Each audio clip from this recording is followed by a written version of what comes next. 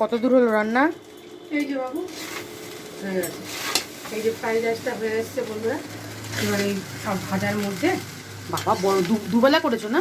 হ্যাঁ, এবারে আবার রাত্রিবেলা কী করবো বল, এই এক তো 2টো বাজে, এখন রান্না করে উঠে আবার রাত্রিবেলায় হোম ডেলিভারি করে বন্ধুরা এবার আবার রান্না করতে হবে।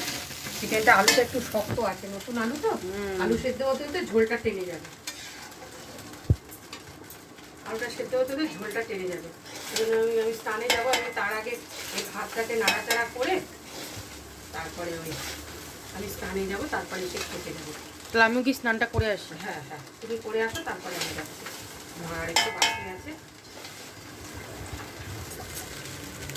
কেমন হয়েছে বন্ধুরা একটুখানি কমেন্ট করে অবশ্যই বলবেন।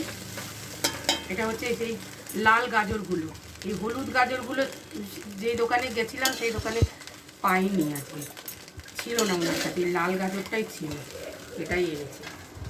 হলুদ গাজরটা দেখলে দিলে বেশ কালারফুল লাগে। একটু কড়াইশুঁটি দিয়েছি, একটু ক্যাপসিকাম দিয়েছি, আর ওই একটু বিনস দিয়েছি, দিয়ে তারপরে ফ্রাইড রাইসটা করছি। কাজু আর কিশমিশ দিইনি, ওই যেহেতু চিকেন দিয়ে খাবে তো ওই জন্য কাজু কিশমিশ আর দিইনি। ও আবার একটা বিশাল আবার একটা